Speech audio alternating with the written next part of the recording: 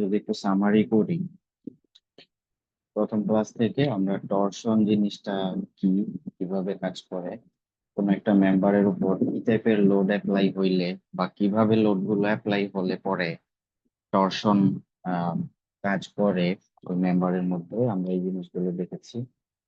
তারপরে আমরা দেখেছি torsional stress, torsional shear stress. এটা সার্কুলার সেকশনের ক্ষেত্রে কিরকম হয়, হলো সেকশনের ক্ষেত্রে কিরকম হয়। তারপরে আমরা দেখেছি যে রোটেশন কেমন হয় সার্কুলার সেকশনের ক্ষেত্রে, টরশনের জন্য যে রোটেশন হয় সেটা কিরকম হয়, কিছু এক্সাম্পল দেখেছি। এরপরে আমরা দেখেছি torsion of closed thin wall section. Close thin wall সেকশনের ক্ষেত্রে কিরকম হবে, ক্যালকুলেশন কিভাবে হবে, কনসেপ্টটা কি, সেটা আমরা দেখার চেষ্টা করেছি, এক্সাম্পল দেখেছি। আজকে আমরা যেটা দেখব টরশন অফ রেক্টেঙ্গুলার সেকশনস। আমরা শুরুতেই দেখেছিলাম টরশন অফ সার্কুলার সেকশনস। আজকে আমরা যেটা দেখব সেটা হচ্ছে টরশন অফ রেক্টেঙ্গুলার সেকশনস। তো সার্কুলার সেকশনের মতো রেক্টেঙ্গুলার সেকশন হবে না, এটা ডিফারেন্ট হবে। সাইদুর রহমান,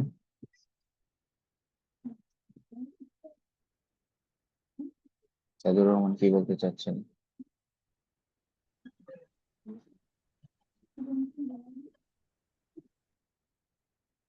ওকে,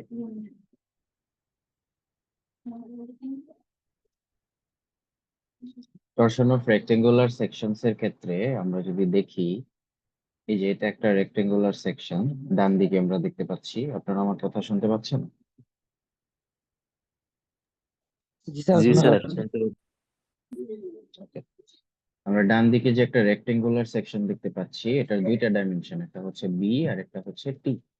এবং এখানে বলা হচ্ছে বি এর ভ্যালুটা টি এর চেয়ে অবশ্যই বড় হবে বা সমান হবে। তো ফর্মুলাটাই এমন ভাবে এখানে লেখা আছে, বা ফর্মুলাটা এমন ভাবে ডিরাইভ করা হয়েছে যে টি এর ভ্যালুটা হবে কম বি এর তুলনায়, অথবা সমান হতে পারে, সমান হবে, অথবা টি এর ভ্যালুটা ছোট হবে, বি এর ভ্যালুটা বড় হবে টি এর তুলনায়। এই কন্ডিশনের উপর ভিত্তি করে আমাদের ফর্মুলা গুলো ডিরাইভ করা। আমরা যদি একটু খেয়াল করি যে আমাদের টরশন টি, সেটা তো আমরা এই যে লোড থেকে বা টর্ক থেকে, টর্ক ডায়াগ্রাম থেকে পেলাম। Torsional shear stress for rectangular section এটা কিরকম হবে, সেটা টাউ ম্যাক্স হবে T by alpha B T square. ঠিক আছে, এটা হচ্ছে torsional shear stress, maximum torsional shear stress. এবং আমরা যদি রোটেশন বের করতে চাই, তাহলে রোটেশনের জন্য আমাদের যে ফর্মুলাটা সেটা হচ্ছে টি এল বাই জে জি। এটা তো আমরা আগে থেকেই জানি, সার্কেলের ক্ষেত্রে বা অন্যান্য ক্লোজ ইন ওয়াল ওইসব ক্ষেত্রেও আমরা রোটেশনের যে ফর্মুলা দেখেছি সেটা ছিল টি এল বাই জে জি, তাই তো? তো এখানে জে ইকুইভ্যালেন্ট, যেটা জে ইকুইভ্যালেন্ট হচ্ছে বিটা বিটি কিউব। ঠিক আছে, বিটা বিটি কিউব। এখানে আলফা এবং বিটা এই দুইটা হচ্ছে কনস্ট্যান্ট, দুইটা কনস্ট্যান্ট। এই দুইটা কনস্ট্যান্টের ভ্যালু কেমন হবে, এটা এই টেবিলে বলা আছে। আলফা এবং বিটা এর ভ্যালু কেমন হবে, এটা এই টেবিল থেকে নিতে হবে।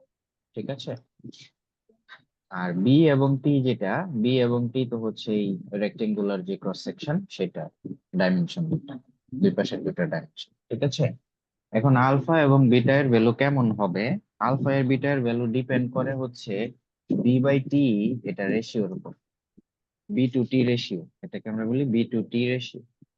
তো বি কে টি দিয়ে ভাগ করলে আমরা কত পাবো, যদি বি এবং টি ইকুয়াল ইকুয়াল হয় তাহলে বি কে টি দিয়ে ভাগ করলে তো 1 হবে রেশিওটা, তখন আলফা এর ভ্যালু হবে 0.208, বিটা এর ভ্যালু হবে 0.141। ওকে, আর যদি বিটা, সরি, বি বাই টি হচ্ছে 1.5 হয়, মানে টি এর তুলনায় বি হচ্ছে 1.5 গুণ বড়, তাহলে আলফা এর ভ্যালু হবে এরকম, বিটা এর ভ্যালু হবে এরকম। 2 গুণ হলে এরকম, 3 গুণ হলে এরকম, 6 গুণ হলে এরকম, 10 গুণ হলে এরকম। এটা হচ্ছে একটা টেবিল, এখান থেকে আমরা হেল্প নিতে পারবো। আর যদি এরকম হয় যে টি থিকনেস এর তুলনায় বি, এটার ভ্যালুটা অনেক বড়, কম্পেয়ার করলে অনেক বড় হয়, তখন সেটাকে আমরা ইনফিনিটি ধরবো। বি বাই টি রেশিও যদি অনেক বড় হয়, যেমন ধরেন 30, 40, 50 এরকম হয়ে গেল, তখন সেটাকে আমরা ইনফিনিটি ধরবো। ঠিক আছে, মানে 10-এর বেশি হইলেই আমরা মোটামুটি এটাকে ইনফিনিটি ধরে ফেলবো। এবং তখন আমাদের আলফা এর ভ্যালু হবে 0.333 এবং বিটা এর ভ্যালুও হবে সেম 0.333। ক্লিয়ার? তার মানে কারো কোনো 10-এর বেশি প্রশ্ন? হলে বেশি ভালো স্যার, মনে থাকবে। 10-এর বেশি হইলে 10-এর বেশি হইলে ভালো। আচ্ছা, জি স্যার।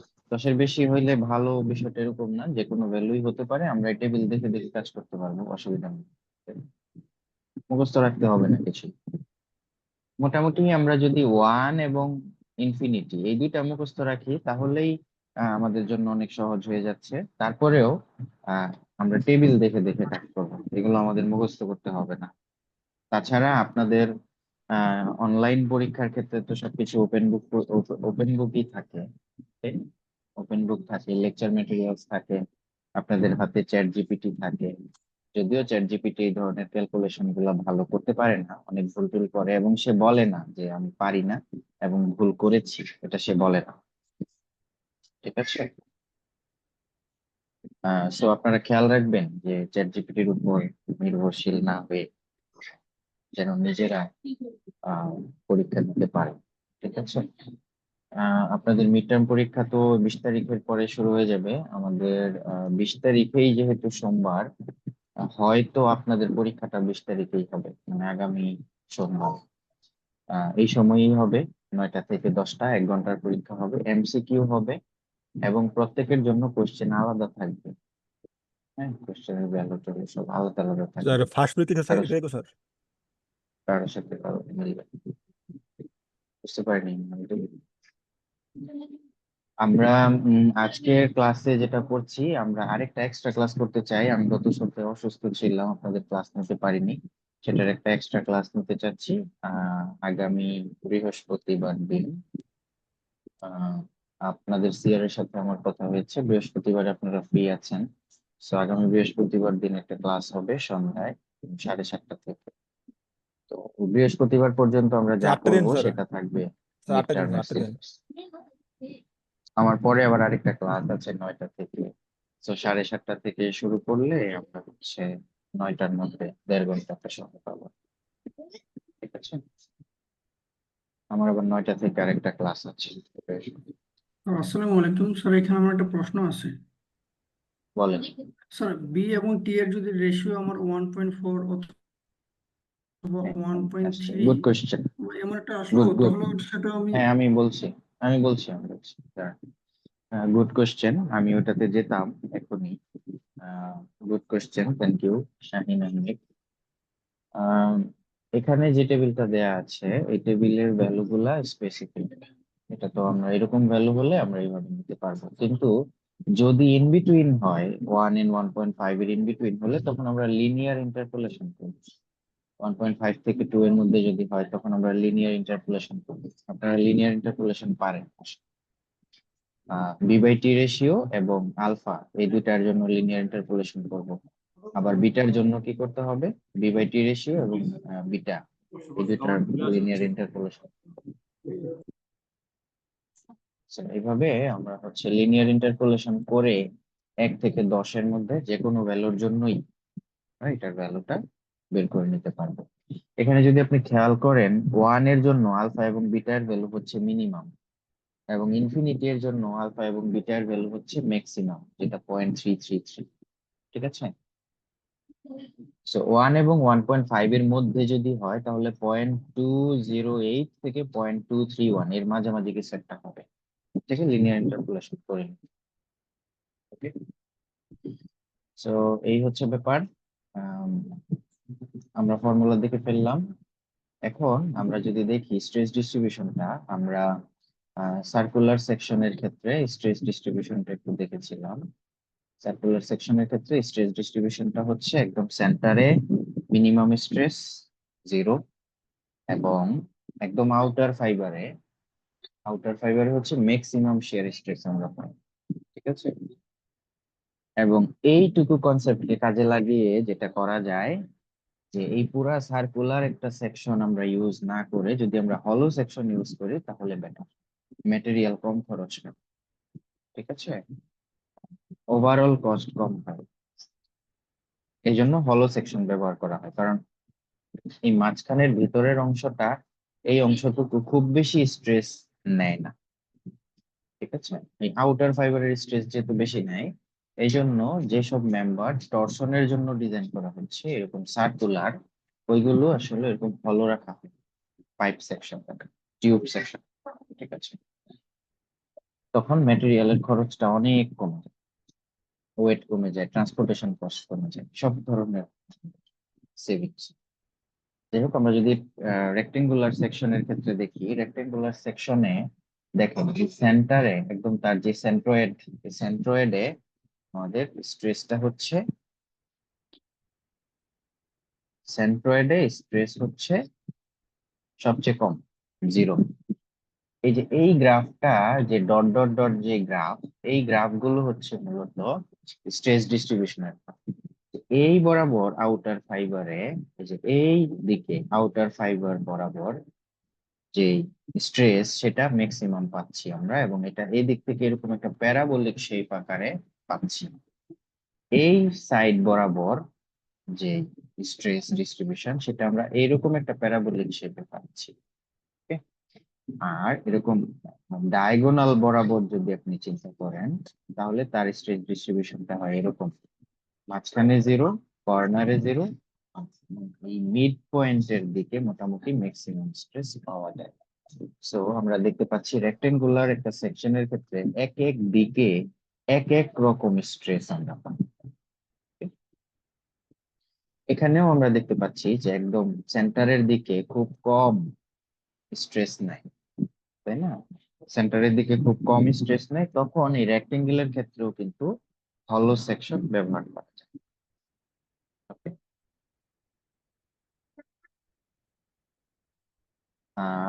আপনাদের যাদের স্টিলের কনস্ট্রাকশনের সাথে আপনাদের এক্সপিরিয়েন্স আছে ফিল্ডে, তারা এরকম পাবে। ঠিক আছে, তবে স্টিলের রেক্টেঙ্গুলার সেকশনের ইউসেজ খুব কম, আই সেকশনের ইউসেজটা অনেক বেশি, আই সি, তারপরে টেপার সেকশন। তবে সার্কুলার সেকশন যেটা, বা হলো পাইপ বা টিউব সেকশন, ওটার ইউসেজ আবার অনেক বেশি। যাই হোক, তো আমরা যদি একটা এক্সাম্পল দেখি, এক্সাম্পলটা দেখেন, কনসিডারিং দ্য টর্ক ডায়াগ্রাম শোন বিলো। এটা ওই যে আমাদের আগের টর্ক ডায়াগ্রামটাই, আমরা প্রথম থেকেই একই টর্ক ডায়াগ্রামের উপরেই কাজ করছি। ঠিক আছে, এই সেম টর্ক ডায়াগ্রামটা নিয়ে আমরা কাজ করবো। Calculate the maximum shear stress and torsional rotation. দুইটা জিনিস বের করতে হবে, একটা হচ্ছে ম্যাক্সিমাম শিয়ার স্ট্রেস, আর একটা হচ্ছে টর্শনাল রোটেশন। দুইটা জিনিস বের করব আমরা। দুইটা জিনিস আবার দুইবার বের করতে বলেছে। একটা হচ্ছে 4x4 ইঞ্চি সলিড সেকশনের জন্য, এই সেকশনটা 4x4 ইঞ্চি সলিড সেকশন। আরেকটা হচ্ছে 4x4 ইঞ্চি সলিড সেকশন না, এটা হলো সেকশন, এটা হচ্ছে একটা ওপেন সেকশন বলা হয় এটাকে। দেখেন এই যে এই জায়গাটা ফাঁকা, এই জায়গাটা ফাঁকা। হ্যাঁ, আপনি যদি চিন্তা করেন, এই যে এটা আমরা আগের দিন যে ম্যাথ করেছিলাম, closed thin wall section, close thin wall সেকশনের ক্ষেত্রে আমরা যেটা দেখেছিলাম যে আমাদের এই হলো সেকশনটা কিন্তু পুরাটাই ক্লোজড।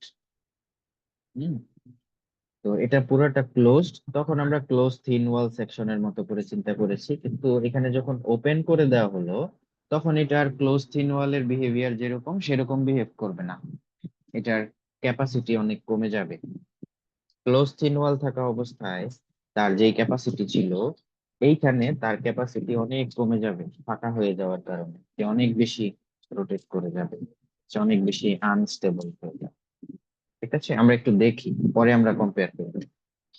আর জি যেটা শেয়ার মডুলাস, সেটা বলা আছে 12,000 কেএসআই, এটা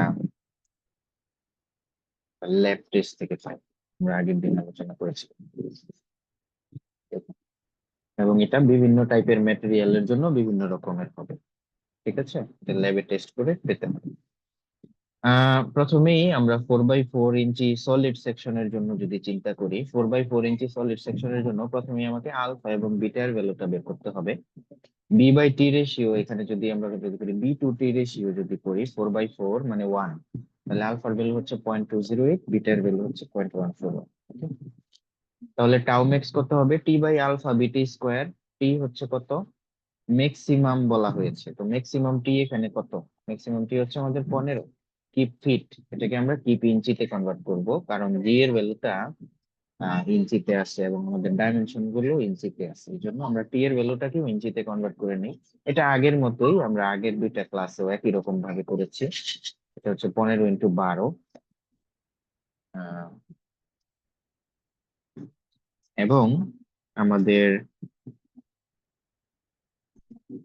আহ, যদি আলফার ভ্যালুটা এখানে বসাই দিই, আর বি হচ্ছে 4, টি স্কোয়ার হচ্ছে 4 স্কোয়ার, এভাবে কিন্তু আমরা টাও ম্যাক্স পেয়ে যাচ্ছি, যেটা 13.52 কেএসআই। 13.52 কেএসআই, এটা আমরা পাবো কোথায়? এটা একদমই আউটার আউটার ফাইবারে আমরা পাবো। ওকে, আউটার ফাইবার, যে আউটার ফাইবার, এদিকে আউটার ফাইবার। এরপরে আমরা যদি রোটেশন বের করতে চাই, তাহলে আমাদের যে ইকুইভ্যালেন্ট বের করতে হবে। যে ইকুইভ্যালেন্টের জন্য রেক্টেঙ্গুলার সেকশনের ক্ষেত্রে হচ্ছে বিটা বিটি কিউব। এখানে টি কিউব যেহেতু এই থিকনেস এর কিউব করা হয়েছে, এই জন্য আমাদের থিকনেসটা কোনটা এটা কিন্তু ইম্পর্টেন্ট।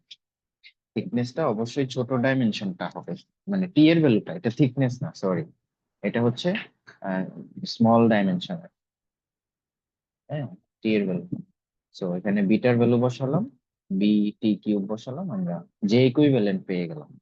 এবং আমরা আগের মতোই যদি আমরা ফাই ডি মাইনাস ফাই এ করি, ফাই ডি মাইনাস ফাই এ করার কারণ কি, আমরা গত ক্লাসে বলেছিলাম ফাই ডি এর ভ্যালুটা কিন্তু আমরা জানি। এখানে একটা ফিক্স সাপোর্ট আছে, এখানে রোটেশনের ভ্যালু হচ্ছে 0।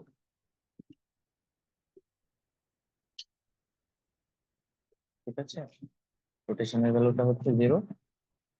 এখন আমরা যদি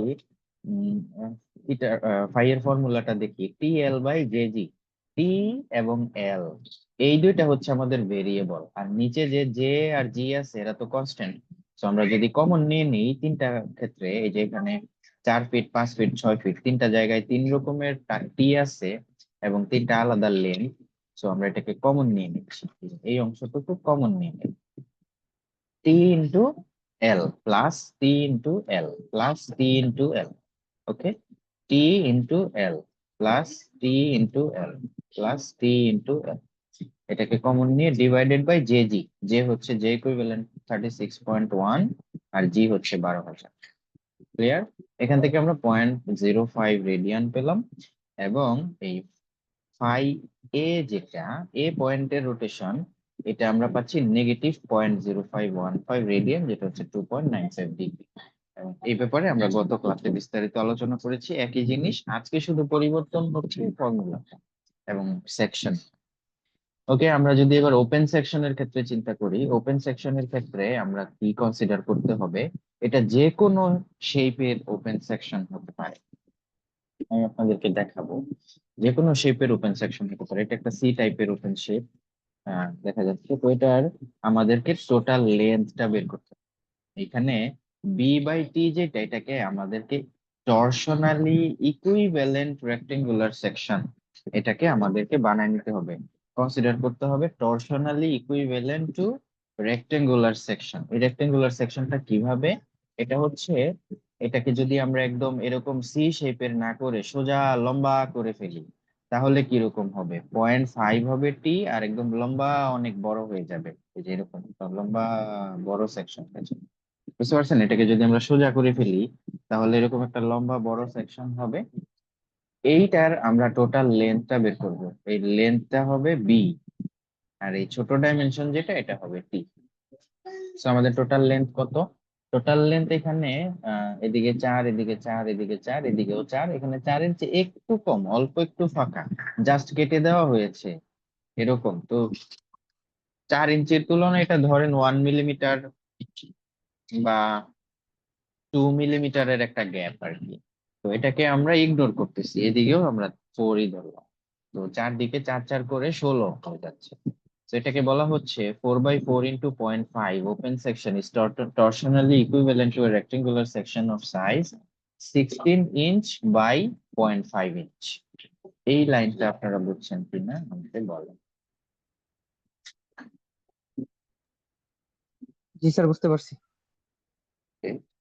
তাহলে আমরা হচ্ছে এখন আমাদের বি হচ্ছে 16 ইঞ্চি আর টি হচ্ছে 0.5।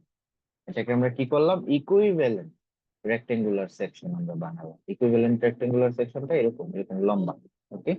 কিন্তু এইভাবে আসলে লম্বা করে ফেললে যেরকম বিহেভিয়ার হবে ওরকম বিহেভিয়ার এখানে আমরা একটু ইকুইভ্যালেন্সি করেছে, ইকুয়াল ইকুয়াল পাবো না, অলমোস্ট সেম। যাই হোক, আমরা বি বাই টি রেশিও করে আমরা এখানে পাচ্ছি 32 যেহেতু 10-এর চেয়ে অনেক বড়, সো আমরা আলফা এবং বিটা এর ভ্যালুটা ইনফিনিটি বি বাই টি রেশিওর জন্য 0.33 এটা নিব, ঠিক আছে। তারপরে আগের মতোই টাউমেক্স টি বাই আলফা বিটি স্কোয়ার, এখান থেকে আমরা পাচ্ছি 135 কেএসআই। আর আগে কত পেয়েছিলাম, আহ, যে সলিড সেকশনের জন্য 13 কেএসআই। দেখেন অলমোস্ট 10 গুণ স্ট্রেস, 10 গুণ স্ট্রেস হয়ে গেছে, ঠিক আছে। এবং যে ইকুইভ্যালেন্ট বের করতে গিয়ে আমরা দেখলাম বিটা বিটি কিউব করে 0.667, এটা অনেক, মানে মোমেন্ট অফ ইনার্শিয়া অনেক কম। সলিড সেকশনের জন্য ছিল 36, আর এখানে ওপেন সেকশনের জন্য মোমেন্ট অফ ইনার্শিয়া পেলাম অনেক কম। মোমেন্ট অফ ইনার্শিয়া অনেক কম হলে আমাদের কি হবে, রোটেশন অনেক বেশি হবে। তো আমরা যদি ওই আগের মতো এই রোটেশনের ফর্মুলাতে শুধুমাত্র এই জে এর ভ্যালুটা চেঞ্জ হচ্ছে, যে ইকুইভ্যালেন্টের ভ্যালুটা চেঞ্জ হয়েছে, আর কোনো চেঞ্জ নেই। তো যে ইকুইভ্যালেন্টের ভ্যালুটা চেঞ্জ করে দিলে আমরা পাচ্ছি 2.79 রেডিয়ান, যেটা অ্যারাউন্ড 160 ডিগ্রি। এর মানে কি, একটা সেকশন যখন 160 ডিগ্রি ঘুরে যাবে, মোচড় হয়ে যাবে, 160 ডিগ্রি রোটেশন হয়ে যাবে, তখন কি এই সেকশনটা স্টেবল? এবং এটা যদি আমরা কনক্রিট বা স্টিল যে কোনো একটা ম্যাটেরিয়াল দিয়ে বানাই, 160 ডিগ্রি যদি রোটেশন হয়ে যায়, তাহলে কি এই মেম্বারটা টিকবে? কোনোভাবেই টিকবে না। এবং সে আসলে সে ওই লোডিং কন্ডিশনে সার্ভাইভ করতে পারবে না, সে রোটেট করে ফেল করে যাবে। এটাই এখানে ইন্ডিকেট করছে, সো এখানে এই লাইনটা এই জন্য লিখে দেওয়া হলো। এখন আমরা যদি একটু কম্পেয়ার করি প্রথম থেকে, খেয়াল করে দেখেন ওই একই পোর্শনের জন্য আমরা সলিড সার্কুলার সেকশনে টাউমেক্স পেয়েছি 20 কেএসআই, ঠিক আছে। আমরা সলিড সার্কুলার সেকশনের রোটেশন কত পেয়েছি, সলিড সার্কুলার সেকশনের আমাদের রোটেশন হচ্ছে, সরি, সলিড সার্কুলার সেকশনের রোটেশনটা আমরা বের করি নাই, এই টিউব সেকশনের রোটেশন বের করেছি, যেটা হচ্ছে -6.2 ডিগ্রি। এটা একটু মনে রাখেন, আমরা এখানে স্ট্রেস পেয়েছি 20 বা 21 কেএসআই, আর রোটেশন পেয়েছি 6 ডিগ্রি। যখন এটাকে আমরা রেক্টেঙ্গুলার একটা ক্লোজড থিন ওয়াল সেকশনের জন্য করছি, তখন আমরা স্ট্রেস পেয়েছি 14 কেএসআই। এখানে দেখেন স্ট্রেস কিন্তু অনেক কমে গেল, এবং আমাদের রোটেশন হচ্ছে 4 ডিগ্রি, আমাদের রোটেশন কমে গেছে। আমরা যখন রেক্টেঙ্গুলার সেকশনের জন্য আসলাম, সলিড সেকশনের জন্য আমরা স্ট্রেস পেয়েছি 13 কেএসআই, মানে আরো স্ট্রেস কমে গেছে। এবং আমাদের যেটা রোটেশনটা হচ্ছে অলমোস্ট 3 ডিগ্রি, অনেক কম। আর ওপেন সেকশনের জন্য ওই একই টরশনের ক্ষেত্রে আমরা দেখতে পাচ্ছি যে টাউমেক্স হচ্ছে 135 কেএসআই, অনেক বেশি, অনেক বেশি স্ট্রেস ডেভেলপ করছে এবং অনেক বেশি রোটেশন হচ্ছে। তাহলে আমরা বুঝতেই পারছি, যখন এরকম ওপেন সেকশন থাকবে তখন কিন্তু আমাদের পোলার মোমেন্ট অফ ইনার্শিয়া যে ইকুইভ্যালেন্ট অনেক কমে যাচ্ছে এবং রোটেশন অনেক বেড়ে যাচ্ছে। এভাবে আমরা কম্পেয়ার করতে পারবো। ক্লিয়ার? আর কোনো কোশ্চেন থাকলে বলতে পারবো। জি স্যার, এখানে একটু প্রশ্ন ছিল আমার। বলে স্যার আমি আর ইডি রেডিয়ান থেকে ওই ডিগ্রিতে কনভার্ট করাটা যদি একটু কনফিউশনে আছে। আপনার কোশ্চেন আমি বুঝতে পারিনি, আবার বলো। ওই স্যার ওই যে 2.79 আর এডি ইকুয়াল টু যে -16 116 ডিগ্রি কনভার্টটা এই স্যার। আরএডি জিনিসটা কি? Radian. Radian sir, radius. Radian, এক রেডিয়ানে কত ডিগ্রি হয়, বা রেডিয়ানের ডেফিনেশনটা কি, এটা কি আপনি জানেন? সরি স্যার, জানা নেই স্যার। রেডিয়ানের ডেফিনেশনটা হচ্ছে, আমরা যদি একটা সার্কেল আঁকি, হুম, আমরা যদি একটা সার্কেল আঁকি, এই সার্কেলের একটা রেডিয়াস আছে না, মোটামুটি এরকম, এটা হচ্ছে তার রেডিয়াস, তাই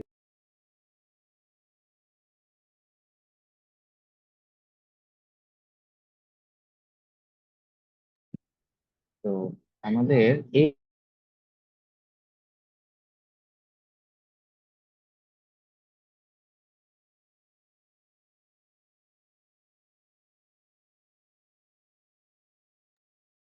তো রেডিয়ানের ডেফিনেশনটা হচ্ছে আমাদের এই সার্কেলের যে রেডিয়াস, এই রেডিয়াসের সমান ব্যাসার্ধ নিয়ে এখান থেকে যদি আমরা এখানে একটা বৃত্তচাপ কেটে নিই, এরকম হবে এখান থেকে এটা। এইখানে যে অ্যাঙ্গেলটা তৈরি হয়, এই অ্যাঙ্গেলটাকে বলা হচ্ছে 1 রেডিয়ান। ঠিক আছে, এটাকে বলা হচ্ছে 1 রেডিয়ান। ওকে, বুঝতে পেরেছেন? এখানে আমাদের যে বৃত্তচাপটা, যে এই অংশটা এভাবে দেখাতে পারি, এই যে এই অংশটা যেটা বৃত্তচাপটা, এটা হচ্ছে আমাদের আর এর সমান। এটা হচ্ছে আমাদের ক্লিয়ার। এটাকে আমরা বলছি 1 রেডিয়ান। 1 রেডিয়ান, এখন এটা আমরা তাহলে এই পুরা সার্কেলে কত রেডিয়ান আছে বলেন তো? তাহলে এখানে আমাদের যতগুলো বৃত্তচাপ আমরা রাখতে পারবো ততগুলো রেডিয়ান আছে। তাহলে আমাদের পুরা সার্কেলের পরিধি কত? 2 পাই আর, তাই না? সার্কেলের পরিধি কত? 2 পাই আর না? জি স্যার, 2 জি পাই স্যার। আর। 2 পাই আর, তাই তো? তাহলে এখানে কতগুলো রেডিয়ান এই আর আছে এই পুরা সার্কেলটা কমপ্লিট করার জন্য? 2 × পাই সংখ্যক আর আছে, তাই না? মানে অলমোস্ট 6.25টার মতো আর জি স্যার, আছে, কাছাকাছি জি ওরকমই স্যার। হবে। অলমোস্ট 6.25টার মতো আর আছে। সো আমাদের অলমোস্ট 6.25টার মতো রেডিয়ান অ্যাঙ্গেল এখানে আছে, এটা 360 ডিগ্রি। বুঝতে পেরেছো? তার মানে 2 পাই হচ্ছে 360 ডিগ্রি। 2 পাই 360 ডিগ্রি। ওকে, মানে 2 পাই রেডিয়ান = 360 ডিগ্রি। তাহলে 1 রেডিয়ান কত হবে? 1 রেডিয়ান কত হবে? 360 ডিভাইডেড বাই 180 টু স্যার। পাই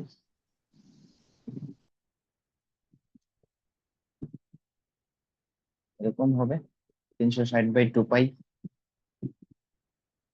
নাকি? জি স্যার, 1 বুঝছেন? রেডিয়ান ইকুয়াল টু 2 আর 360 কেটে গেলে ও 180 ডিভাইড বাই পাই থাকে।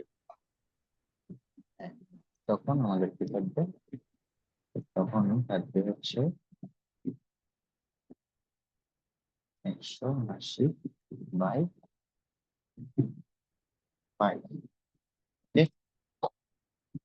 তাহলে 1 রেডিয়ান = 180/পাই ডিগ্রি।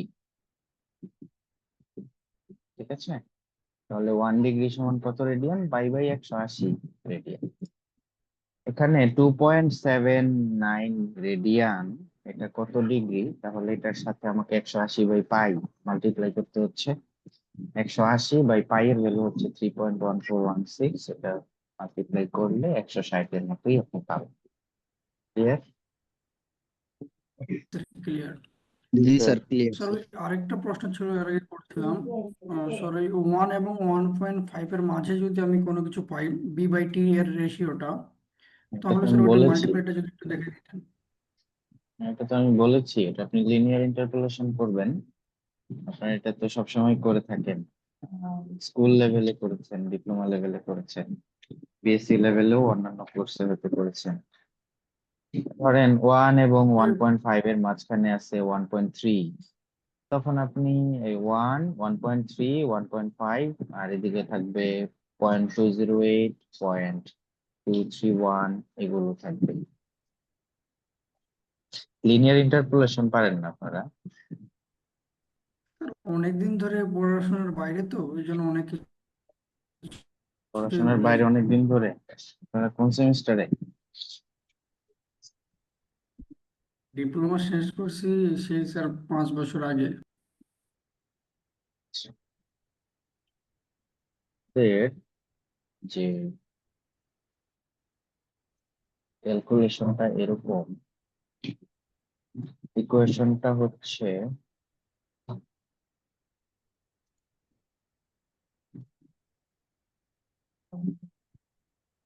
x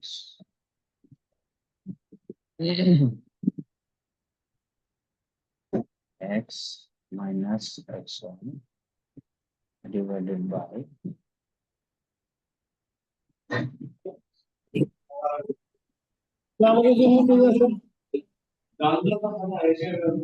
minus এই কথা বলছেন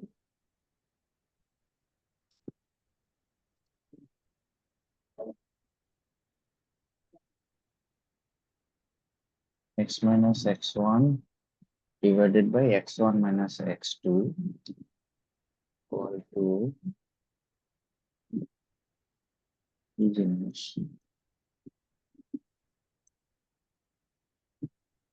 হবে y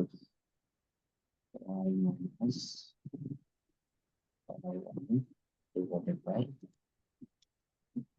y1 minus y2। এটা হচ্ছে স্ট্রেট লাইনের ইকুয়েশন। ওকে,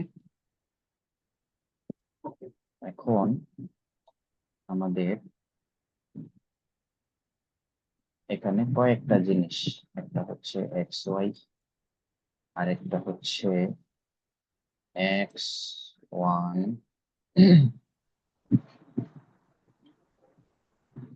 y1,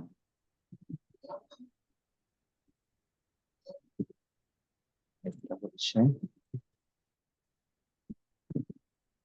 x2 y2। এগুলা কারা?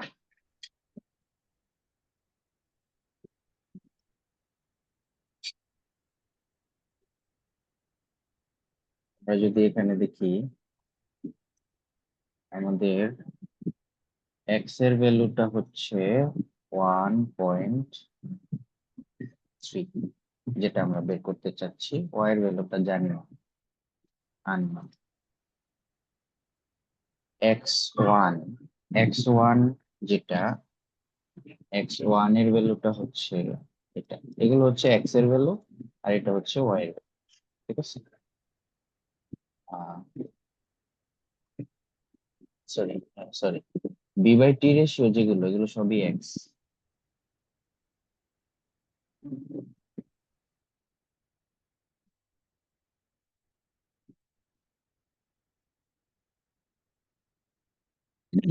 বি বাই টি যেটা, সবই এক্স।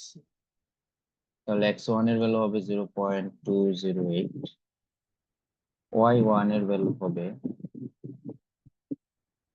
সরি এটা y1,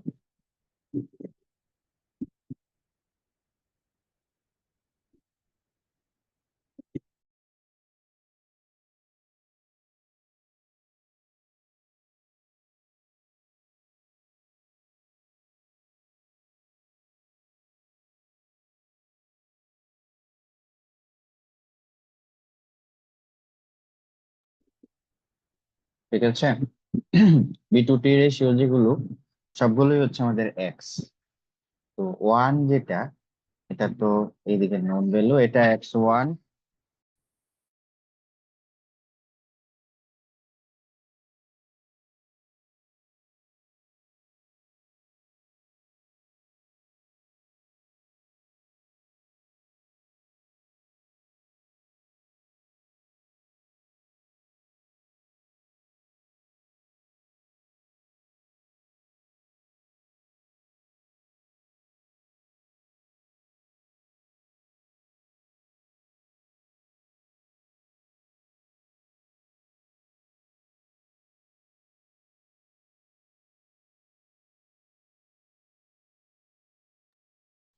ইকুয়েশনটা বুঝতে পারলেন? ইকুয়েশনটা হচ্ছে একটা স্ট্রেট লাইনের ইকুয়েশন, যেখানে x1 y1 হচ্ছে একটা কোঅর্ডিনেট, x2 y2 হচ্ছে আরেকটা কোঅর্ডিনেট, আর xy হচ্ছে আমাদের এর মধ্যে x এর ভ্যালুটা নোন, y এর ভ্যালুটা আননোন। এখানে আমাদের 1.5, তার মাঝে ছিল 1.3, সো 1 হচ্ছে x1, 1.5 হচ্ছে x2, আর 1.3 হচ্ছে x। একই রকম ভাবে আলফা এর ভ্যালু যদি চিন্তা করি, তাহলে y1 হবে আলফা এর প্রথম ভ্যালুটা, y2 হবে আলফা এর দ্বিতীয় ভ্যালুটা, আর y এর ভ্যালুটা হচ্ছে আননোন। এই ইকুয়েশন থেকে সবার ভ্যালু আপনি বসাবেন এবং y এর ভ্যালুটা বের করবেন ক্যালকুলেটরে, তাহলেই আপনি ওই আলফা এর করেসপন্ডিং 1.3 এর জন্য করেসপন্ডিং ভ্যালুটা পাবেন। Okay? এটা হচ্ছে আমাদের লিনিয়ার ইন্টারপোলেশন। মূলত এটা একটা স্ট্রেট লাইনের ইকুয়েশন। ক্লিয়ার? আপনার কোনো কোশ্চেন আছে? জি sir, clear sir, thank you. অনুরূপ ভাবে ধন্যবাদ বিটার স্যার। ভ্যালুটাও বের করে নিতে হবে। 1.3 এর জন্য বিটার ভ্যালু বের করে নিতে হবে। ওই y1 আর y2 এর ভ্যালুটা চেঞ্জ করে দিলেই হবে। ওকে, কারো যদি কোনো কোশ্চেন না থাকে, আমাদের আপনাদের তো অ্যাসাইনমেন্ট দেওয়া হয় নাই, আপনারা বলতেছিলেন, তো আমরা যেহেতু পড়াশোনা করতে পারিনি, একটু পিছিয়ে গিয়েছিলাম, এই জন্য অ্যাসাইনমেন্ট দিতে পারিনি। এখন আমরা অ্যাসাইনমেন্ট দিব। এই যে এখানে কিছু প্র্যাকটিস প্রবলেম আছে, আমি এখান থেকেই আপনাদেরকে অ্যাসাইনমেন্ট দিব, 2-3টা ম্যাথ দিব। যেমন প্রথম যে অ্যাসাইনমেন্টটা, প্রথম যে কোশ্চেনটা, এই প্রথম কোশ্চেনটাতে 3টা কোশ্চেন, প্রথম কোশ্চেনটাতেই 3টা কোশ্চেন। কি বলা হলো? Calculate the maximum shearing stress and torsional rotation in the structure shown below, neglect stress concentration, given G এর ভ্যালু হচ্ছে 12,000 psi। এখানে এটা একটা স্ট্রাকচারাল মেম্বার, এখানে একটা ফিক্সড সাপোর্ট আছে, এইখানে একটা টরশন আছে 40 ইঞ্চি দূরে, এবং এটা এখানে এসে, এই যে দেখেন এদিকে এক্স ডিরেকশন, এইদিকে হচ্ছে জেড ডিরেকশন। এই যে এখানে কিন্তু এই এক্সিস ধরে ধরে আপনাকে এখানে বুঝতে হবে। আমরা প্রথম ক্লাসে কিন্তু এই 3 ডাইমেনশনাল জিনিসটা চিন্তা করেছিলাম। তো এটা সবই আপনার, এটা এক্স ডিরেকশন, এটা ওয়াই ডিরেকশন, এটা ওয়াই এক্স ডিরেকশন, আর এই যে 10টি ফ্লোরটা জেড ডিরেকশন অ্যাপ্লাই করা হয়েছে। সো জেড ডিরেকশন অ্যাপ্লাই করার কারণে কিন্তু এখানে একটা টরশন ডেভেলপ করবে এই মেম্বারের উপর, এই পয়েন্ট। ঠিক আছে, মূলত এই টরশনটা অ্যাপ্লাই হয়েছে এই পয়েন্ট। সো এই মেম্বারের জন্য একটা টর্ক ডায়াগ্রাম আপনি ড্র করবেন। তারপরে আপনাকে বলা হয়েছে maximum torsional rotation and maximum shearing stress বের করতে। তো আপনি ম্যাক্সিমাম যেখানে টর্ক পাবেন সেখানে বের করবেন। সো কোনটা ম্যাক্সিমাম হবে, এখানে যেহেতু দুইটা সেকশন দুই রকম, এখানে দেখেন ক্রস সেকশনটা একটু বড়, এখানে ক্রস সেকশনটা ছোট। এটার ডায়ামিটার হচ্ছে 4 ইঞ্চি, এটার ডায়ামিটার হচ্ছে 2 ইঞ্চি। সো এখানে স্ট্রেস একটু কেমন আসবে, আর এটাতে স্ট্রেস কেমন আসবে, দুইবার বের করবেন, এখানেও একবার বের করবেন, এখানে একবার বের করবেন, তারপরে যেটা ম্যাক্সিমাম হয় সেটাকে বলবেন ম্যাক্সিমাম। পরেরটা যদি দেখি, ওই একই রকম ভাবে করবেন, এবং এটার ক্ষেত্রে আহ শুধুমাত্র এটা একটা টিউব সেকশন, আগেরটা ছিল সলিড সেকশন, একই রকম ভাবে টরশন বের করবেন। এই মেম্বারটার জন্য টর্ক ডায়াগ্রাম আঁকবেন। এই মেম্বারটার এটা থিকনেস হচ্ছে এই যে এরকম, এই যে মোটা জায়গাটা এরকম, আর এদিকে যেটা, এই অংশটা আবার সলিড, এই অংশটা হচ্ছে এরকম। সো আপনাকে যেহেতু বলেছে যে ম্যাক্সিমাম বের করতে, ম্যাক্সিমাম কোথায় হবে আমরা আসলে জানি না, দুই জায়গায় সেকশন দুই রকম, সাইজ দুই রকম, সো আপনি দুই জায়গায় বের করবেন, এখানেও বের করবেন, এখানেও বের করবেন।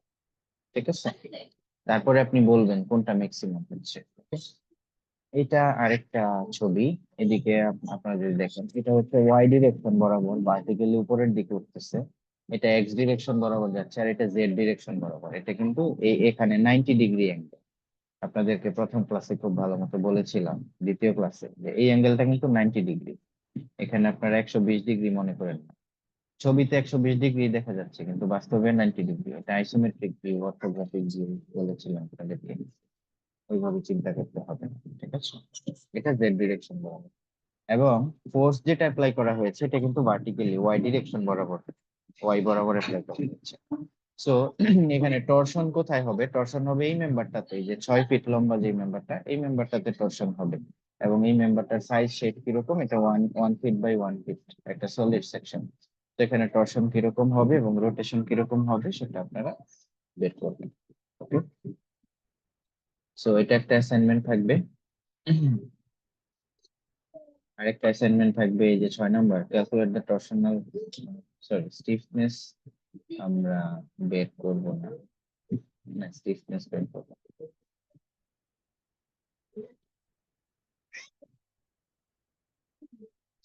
তা হচ্ছে হ্যাঁ, এটা একটা অ্যাসাইনমেন্ট থাকতে পারে 4। তার মানে প্রথম 3টা, এইটা সহ 4টা, এই 4টা অ্যাসাইনমেন্ট থাকবে। 4টা। এখানেও এই যে 3 ডাইমেনশনাল চিন্তা করবেন, এই যে এখানে এই এক্সিস সিস্টেম চিন্তা করে কে কোন ডিরেকশনে আছে, কিভাবে টরশন হচ্ছে। এসিডি যে মেম্বারটা আছে, এসিডি এই মেম্বারটার জন্য মূলত টরশন হবে। তো কোথায় কিরকম টরশন হবে এটা বের করবে, ম্যাক্সিমাম টরশনাল স্ট্রেস এবং টরশনাল রোটেশন, ঠিক আছে? সো আপনাদের অ্যাসাইনমেন্ট থাকবে এখান থেকে এই 4টা। আরেকটা অ্যাসাইনমেন্ট থাকবে যেটা অলরেডি সলভ করা আছে, দেখাচ্ছি। এই যে এটা একটা অ্যাসাইনমেন্ট এক্সাম্পল, এই এক্সাম্পলটা সলভ করা আছে, এটা আপনারা শিখবেন। কোনটা? এই যে এটা। এখানে 2টা শ্যাফট আছে, এই নিচের শ্যাফটটাকে হচ্ছে ঘোরানো হচ্ছে, আর এখানে দেখেন 2টা রোটেটিং গিয়ার লাগানো আছে, একটা বড় গিয়ার একটা ছোট গিয়ার। এটা যখন এদিকে ঘুরে তখন এই শ্যাফটটাও ঘুরতে চায়, এবং এটা উল্টা দিক থেকে ঘুরে। আপনাদেরকে কিন্তু এই জিনিসগুলো চিন্তা করার জন্য দেওয়া হয়েছে, বলবেন না যে এটা মুখস্থ বা না বুঝেই ইয়া করা। এটা চিন্তা করার জন্য দেওয়া হয়েছে। আপনাকে চিন্তা করতে হবে যে এই দিকে যখন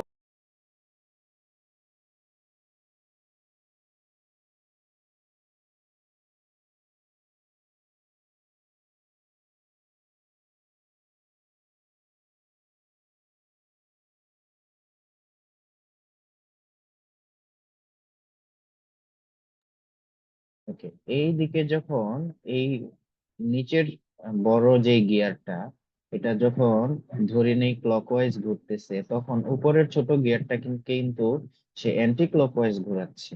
এই জিনিসটা আপনাদের বুঝতে হবে। এবং ডি পয়েন্টে একটা ফিক্স সাপোর্ট আছে, তার মানে হচ্ছে এই এ পয়েন্টে যখন আপনি রোটেশন অ্যাপ্লাই করছেন, টরশন অ্যাপ্লাই করছেন, তখন এই শ্যাফটের একটা টরশন হচ্ছে, এই গিয়ারটা ঘুরতে চাচ্ছে, কিন্তু এই ডি পয়েন্টে ফিক্স সাপোর্ট থাকার কারণে আসলে সে ঘুরতে পারবে না, ঘুরতে চাইবে, ঘুরতে পারবে না।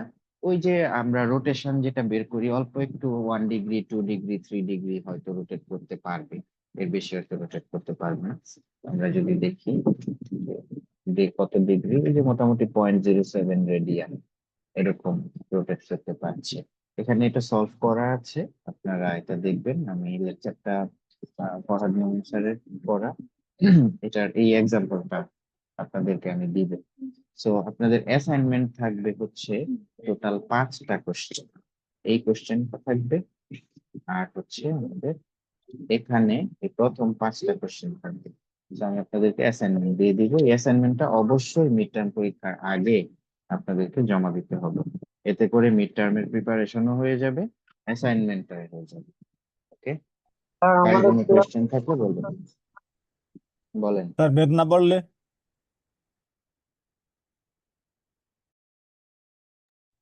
বলেন স্যার ম্যাথ সলভ না করতে পারলে কোডিংটা দিবেন না স্যার? একজন বলুন। স্যার আমাদের ক্লাস রেকর্ডিংটা দিবেন না স্যার? ক্লাস রেকর্ড তো দেওয়া আছে, আপনার এই লার্নিং চেক করেন না? ওই যে এখানে ক্লাস রেকর্ডিং লেখা আছে।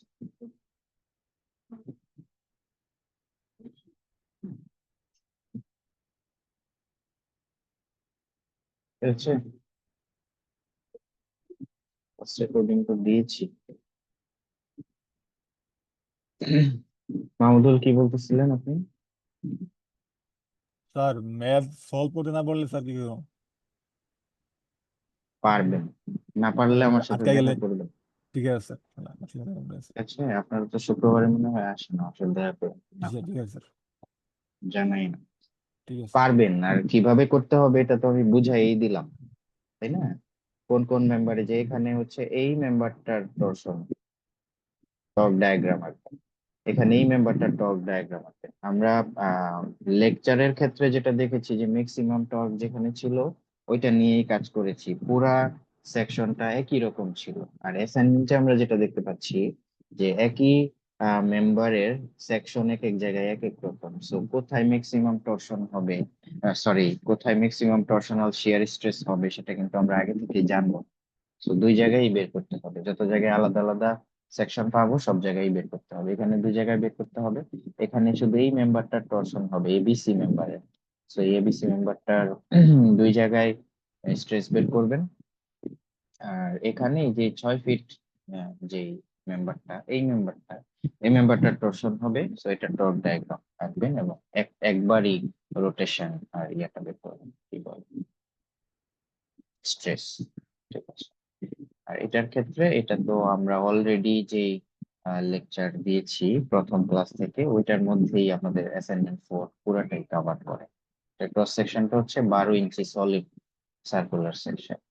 ওকে, তো আপনাদেরকে কিন্তু এই যে 3 ডাইমেনশনাল এক্সিস সিস্টেমটাকে মাথায় রেখে চিন্তা করতে, ওকে, এবং এই চিন্তাটাই ম্যান্ডেটরি, এই চিন্তাটা যদি করতে পারেন তাহলে কিন্তু আপনি পারবেন টর্শন কিভাবে হচ্ছে এই জিনিসটা বুঝতে হবে।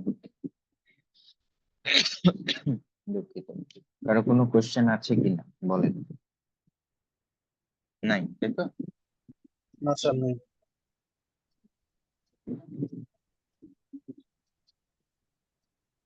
তাহলে আমরা পরের টপিকে কি যাব?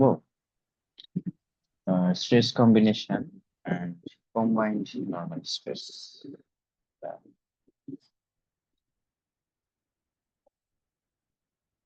যদি কম্বাইন্ড নরমাল স্ট্রেস এর ব্যাপারে অল্প একটু কথা আজকে বলবো, আমরা নেক্সট ক্লাসে এই টপিকটা আরো বিস্তারিত দেখবো।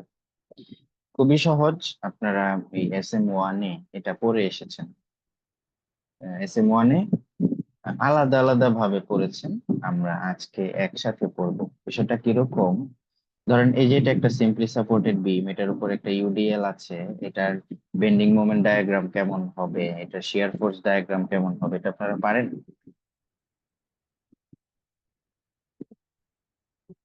এটা আপনারা ডিপ্লোমাতেও শিখেছেন, SM1 এও ছিল।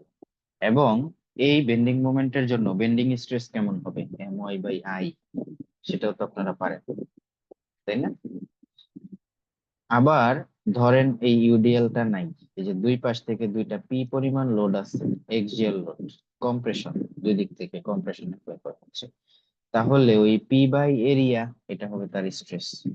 তো ওই নর্মাল স্ট্রেসটা আলাদা আলাদা ভাবে আপনারা bending stress, normal stress, compressive যে নর্মাল স্ট্রেস, সেটা কিন্তু আপনারা আলাদা আলাদা ভাবে আগে বের করেছেন।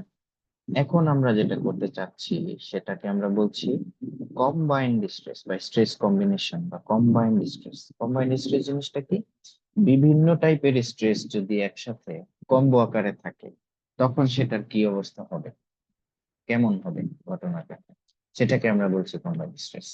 এখানে টর্শন আসতে পারে, বেন্ডিং আসতে পারে, কম্প্রেশন আসতে পারে, টেনশন আসতে পারে, মানে বিভিন্ন টাইপের লোডিং কন্ডিশনের জন্য যদি একই মেম্বারের উপর বিভিন্ন টাইপের লোডিং কন্ডিশন একই সাথে অ্যাপ্লাই করা হয় তখন তার স্ট্রেসের কন্ডিশনটা কেমন হবে, ইন্টারনাল ফিলিংসটা কেমন হবে, এটা আমরা এই কম্বাইন্ড স্ট্রেস টপিকে করতে চাচ্ছি, যেটা আপনারা আগেও পড়ে এসেছেন আলাদা আলাদা ভাবে, কিন্তু আমরা এখন এটাকে কম্বাইন করতে চাচ্ছি। কারণ প্র্যাকটিক্যাল ফিল্ডে যখন আমরা বিভিন্ন স্ট্রাকচার ডিজাইন করি বা ফিল্ডে যখন বিভিন্ন স্ট্রাকচার থাকে, বাস্তবে একটা স্ট্রাকচারাল মেম্বারের উপর বিভিন্ন টাইপের লোড বিভিন্ন ডিরেকশন থেকে থাকে, তখন দেখা যায় এর মধ্যে বেন্ডিং স্ট্রেস চলে আসে, এর মধ্যে শিয়ার স্ট্রেস চলে আসে টর্শনের জন্য, আবার এক্সিয়াল কম্প্রেশন বা টেনশন চলে আসে, মানে বিভিন্ন টাইপের লোডিং কন্ডিশনের জন্য বিভিন্ন টাইপের স্ট্রেস একই সাথে কাজ করে।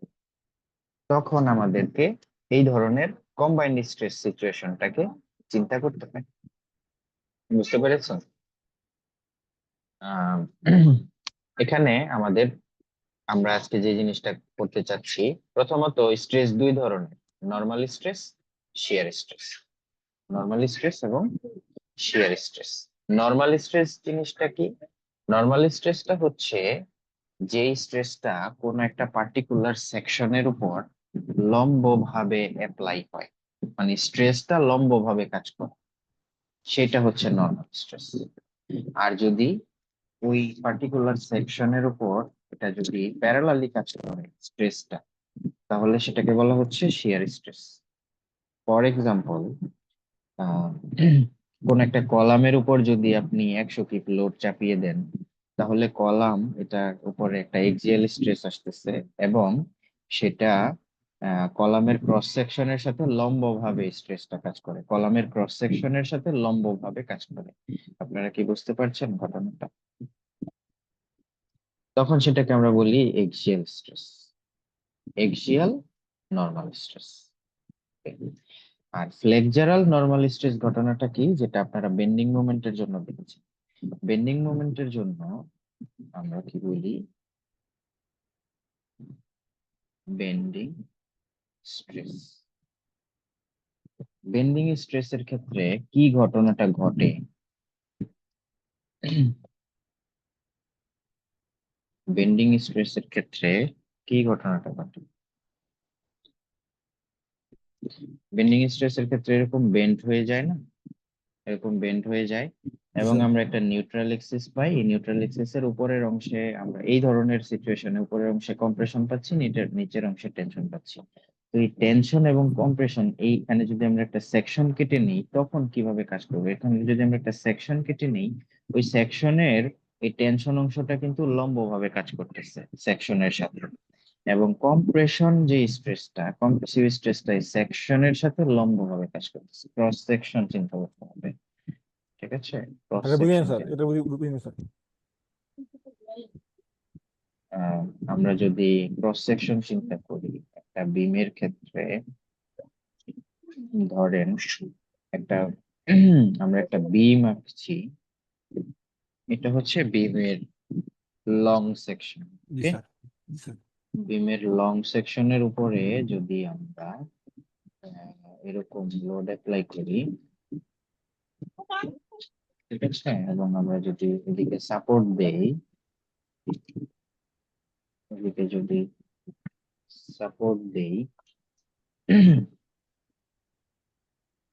ধরেন এটা হচ্ছে তার সাপোর্ট কন্ডিশন, তাহলে তার কি অবস্থা হবে? তাহলে সে হচ্ছে এরকম ভাবে বেন্ড করে যাবে। আমরা যদি একটু রেড কালার করে দেই, এরকম ভাবে বেন্ড করে যাবে, জি স্যার, তাই না? জি স্যার। এরকম ভাবে বেন্ড করে যাবে। এরকম যদি বেন্ড করে যায়, তাহলে তার একটা ক্রস সেকশন আছে না? আমরা যদি এই বরাবর একটা ক্রস সেকশন নেই, এই বরাবর যদি একটা ক্রস সেকশন, তাহলে তার ক্রস সেকশনটা কেমন হবে? এরকম হবে। জি স্যার, এখন এই ক্রস সেকশনের উপর লম্বভাবে বেন্ডিং স্ট্রেসটা কাজ করে। এখানে একটা নিউট্রাল এক্সিস থাকে, ঠিক আছে? নিউট্রাল এক্সিস এর উপরে হয় কম্প্রেশন, নিচে হয় টেনশন। বিষয়টা এরকম, এই যে স্যার এটা বুঝছি স্যার। উপরের দিকে ম্যাটেরিয়াল গুলো কোথায় এলেন? এরকম ভাবে কোথায় এলেন? চেপে যেতে চাচ্ছে, স্যার আর উপরের দিকে স্যার। নিচের দিকের ম্যাটেরিয়াল গুলো স্যার প্রসারিত একদম হতে যাচ্ছে। দূরে সরে যেতে চাচ্ছে, জি স্যার, তাই তো? জি স্যার। তো আপনি যদি এরকমই ক্রস সেকশন নিয়ে চিন্তা করেন, তাহলে ম্যাটেরিয়াল গুলো কিভাবে যাচ্ছে? এই যে এখান থেকে ম্যাটেরিয়াল গুলো লম্বভাবে উপরে উঠে যেতে চাচ্ছে, দূরে সরে যেতে চাচ্ছে, জি এবং জি স্যার, এই জায়গার ম্যাটেরিয়াল গুলো লম্বভাবে একজন আরেকজনের সাথে কাছাকাছি এগিয়ে যেতে চাচ্ছে। মানে স্ট্রেসটা কিভাবে কাজ করছে, স্ট্রেসটা এই ক্রস সেকশনের উপর লম্বভাবে কাজ করছে। এই জন্য এই ধরনের স্ট্রেসকে বলা হচ্ছে মানে নর্মাল স্ট্রেস। ওকে, সো নর্মাল স্ট্রেসটা কি আসলে? ক্রস সেকশনের উপর লম্বভাবে কাজ করবে। এটা যে কোনো জায়গায় যে কোনো ক্রস সেকশন আপনি নিয়ে চেক করে দেখতে পারেন, যদি লম্বভাবে কাজ করে তাহলেই সেটা নর্মাল স্ট্রেস। ঠিক আছে। আর শিয়ার স্ট্রেস জিনিসটা কি? শিয়ার স্ট্রেস জিনিসটা হচ্ছে ক্রস সেকশনের সাথে প্যারালালি কাজ করবে। আপনারা দুইটা হাত যদি ঘষেন, শীতের সময় আমরা অনেক সময় হাত ঘষি না, হাত গরম করার জন্য, তখন কিন্তু আমাদের হাতের মধ্যে শিয়ার স্ট্রেস ডেভেলপ করে। বুঝতে পেরেছেন ঘটনা? ক্রস সেকশনের সাথে লম্বভাবে কাজ করবে, সরি, ক্রস সেকশনের সাথে প্যারালালি কাজ করবে, মানে ক্রস সেকশনটা যেভাবে আছে ওই শিয়ার স্ট্রেস ওইভাবেই কাজ করবে।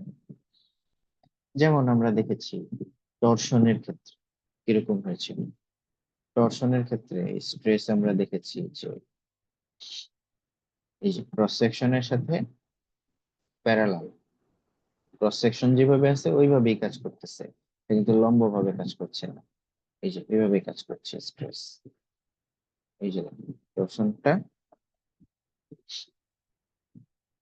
ক্রস সেকশনের সাথে প্যারালালি কাজ করছে, এই ধরনের স্ট্রেস, এই জন্য এটা শিয়ার স্ট্রেস। ওকে, তো টরশনের জন্য আমাদের সেকশনে কিন্তু শিয়ার স্ট্রেস ডেভেলপ করছে। ঠিক আছে, টরশনের জন্য শিয়ার স্ট্রেস ডেভেলপ করলো। আর কি কি ক্ষেত্রে শিয়ার স্ট্রেস ডেভেলপ করছে আমরা একটু দেখি। আপনারা SM1 পড়ে এসেছেন ফ্লেক্সারাল শিয়ার, একটা হচ্ছে ডাইরেক্ট শিয়ার। আপনারা SM ল্যাব করেছেন, C503502 SM ল্যাব? লেপ করে নিন স্যার, লেপ করে নিন। SM ল্যাব করেন নাই? না sir. Strength SM strength lab of চলতেছে ম্যাটেরিয়াল, আমাদের করেছে এখন। করেছে করেছে করেছে করেছে। একটা ল্যাব হয়েছে শুধু। স্ট্রেংথ অফ ম্যাটেরিয়ালস ল্যাব তো করেছেন, এবং ওই ল্যাবে ডাইরেক্ট শিয়ার টেস্ট একটা করেছেন রডের। একটা গাছ আছে স্যার, একটা গাছ। সিঙ্গেল শিয়ার, ডাবল শিয়ার এগুলো করেছিলেন, মনে আছে? স্যার আমাদের তখন এখন এই ওই ল্যাবটা হয় না। ল্যাবটা হয় না। ক্লাস একটা আচ্ছা, শুনতেছে। আপনারা কিন্তু ডিপ্লোমাতেও করেছেন। আচ্ছা, সহজ ভাষায় বলি, রড কিভাবে কাটে? আপনাদের সাইটে রড কাটে না মিস্ত্রিরা? হাতুড়ি দিয়ে পিটিয়ে রড কেটে ফেলে না? কাটে স্যার, হ্যাঁ। স্যার কাটে। গ্রাইন্ডিং মেশিন দিয়ে কাটিয়ে অনেকে আবার আচ্ছা, ধরেন মেশিন নাই, আমরা ইয়া দিয়ে কাটবো, হ্যামার দিয়ে। ওই যে 10 কেজি ধরেন স্যার হ্যামার, 15, ক্যামেরা চেনি দিয়ে দশ স্যার ধরেন কেজি ভাই, হ্যাঁ, ধরেন ধরেন হ্যাঁ হ্যাঁ ধরেন। হ্যাঁ হ্যাঁ হ্যাঁ হ্যাঁ। তো তখন কি ঘটনাটা ঘটে? তখন যে ঘটনাটা ঘটে ওইটাই ডাইরেক্ট শিয়ার। বুঝতে পেরেছেন? তখন কি ঘটনাটা ঘটে? এই যে ধরেন এটা হচ্ছে রড, হ্যাঁ,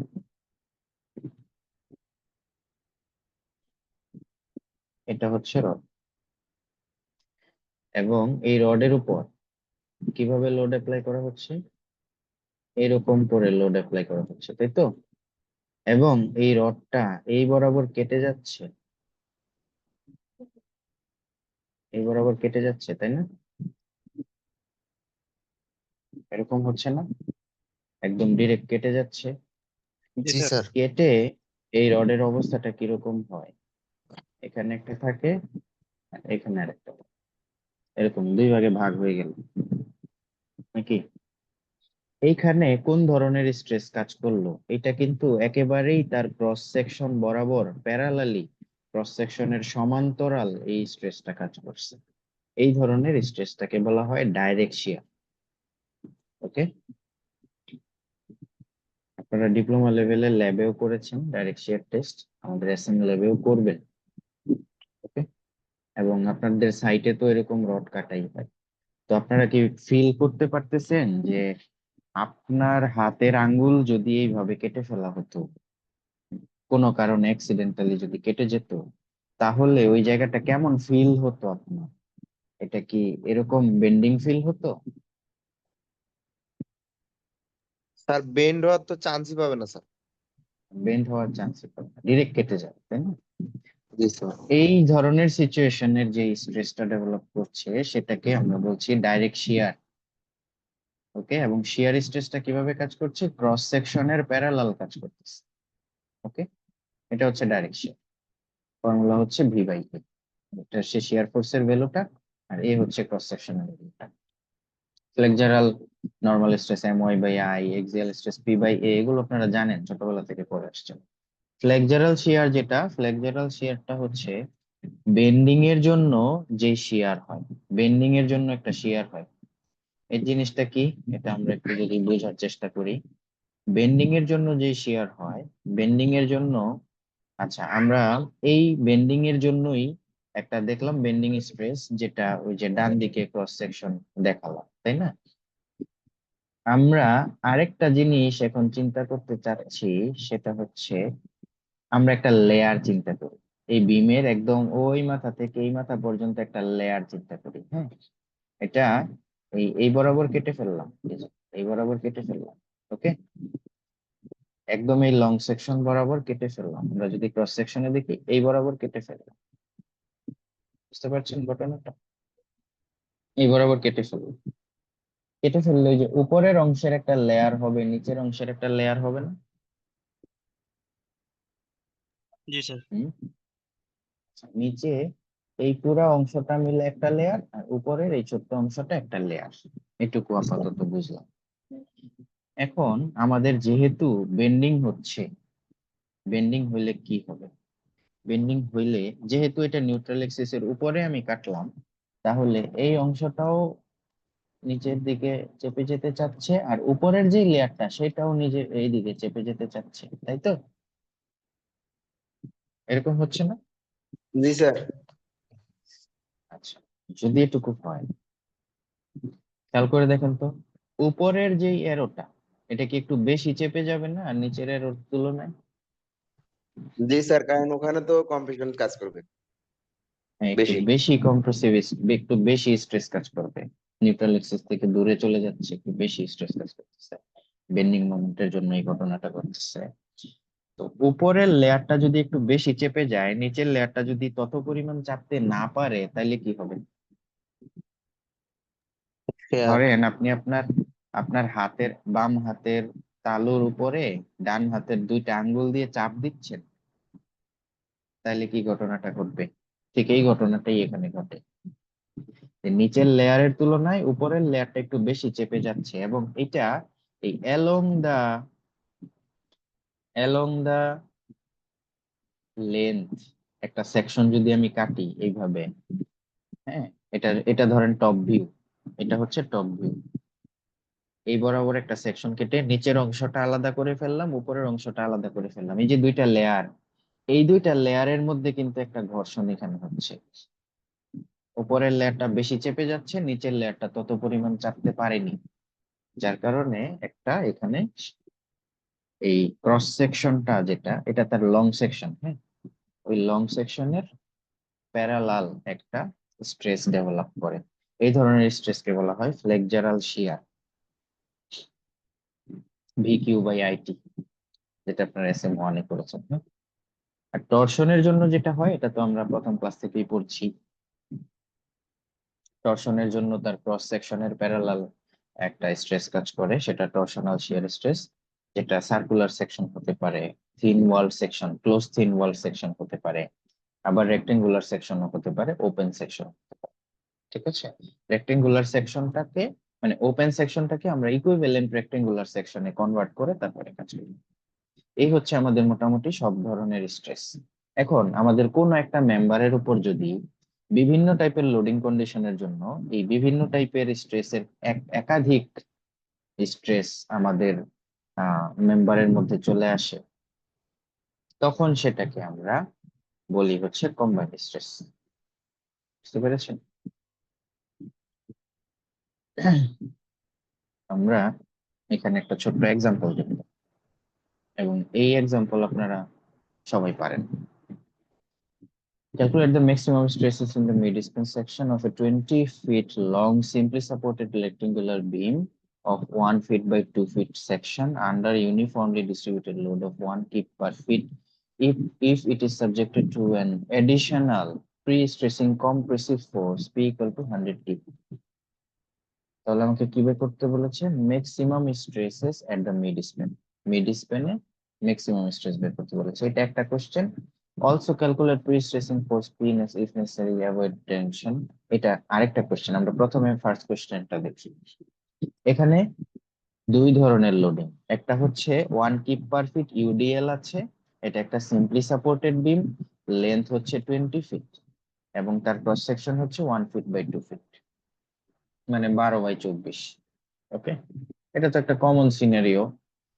এই ধরনের বিম আমাদের কিন্তু বেশি, মানে মোস্ট অফ দ্য কেসেস বিভিন্ন বিল্ডিং এ আমরা পাই। তো এটার ক্ষেত্রে আমাদের ম্যাক্সিমাম বেন্ডিং মোমেন্ট কত হবে? ফর্মুলা কি?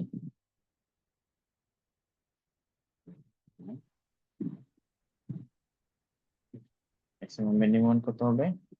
W L²/8। তাহলে আমরা ম্যাক্সিমাম বেন্ডিং মোমেন্ট পেয়ে গেলাম, যেটা মিড স্প্যানিং হবে, তাই তো? WL²/8, W হচ্ছে 1, L হচ্ছে 20, সো WL²/8 এটা আমরা পেলাম। এখন বেন্ডিং স্ট্রেস কত হবে? বেন্ডিং স্ট্রেস তো My/I, তাই না? সো My/I বের করতে গেলে আমরা তো M পেলাম, ওয়াই ও পাবো, আমাদের যেহেতু ক্রস সেকশন বলা আছে। আই টা বের করে নিতে হবে। আই এর ভ্যালু কত হবে? এটা তো একটা রেক্টেঙ্গুলার সেকশন, তাহলে আই এর ভ্যালু কত হবে? বি ডি বলেন, কিউব বাই ফর্মুলা বলেন। B D cube by 12 sir maybe. BDQ divide by 12। Right, BD cube by 12 অথবা বিএইচ কিউব বাই 12, যেটাই বলেন। সো আমরা আই এর ভ্যালুটা বের করে নিলাম, BH cube by 12। Okay, B হচ্ছে 1, এইচ বা ডি যেটা হচ্ছে সেটা হচ্ছে 2। সো এখান থেকে আমরা পাচ্ছি 0.667 ফিট কিউব। ওকে, মোমেন্টের ভ্যালুটা কত? WL²/8, 50 cube fit. সো আমরা এখন বেন্ডিং স্ট্রেস বের করতে পারবো। বেন্ডিং স্ট্রেস কত হবে? একদম ম্যাক্সিমাম মিড স্প্যানে যত হবে সেটা হচ্ছে My/I, তাই তো? সো My/I সেটা কত হচ্ছে? মোমেন্ট হচ্ছে 50, ওয়াই হচ্ছে 1 ফিট। কেন?